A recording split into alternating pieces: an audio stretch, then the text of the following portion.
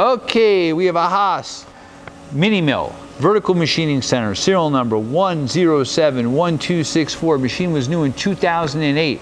We're gonna run it for you. Machine has a 16-inch X travel, 12-inch Y, and 10-inch Z. A 28.75 by 12-inch T-slotted table.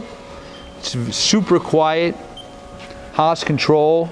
6,000 RPM spindle. You can hear there the axes. You also have programmable coolant option and chip auger. We're simulating a tool change. It's got a 10 ATC, again, Cat 40. This machine came out of a school.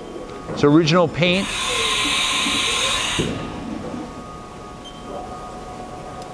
We're running, believe it or not. That's 1,000 RPM. We're gonna go up. 2,000 RPM.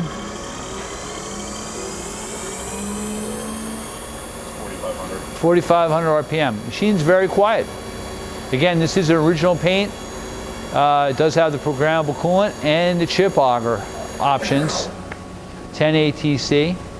And hey, thank you for watching our video.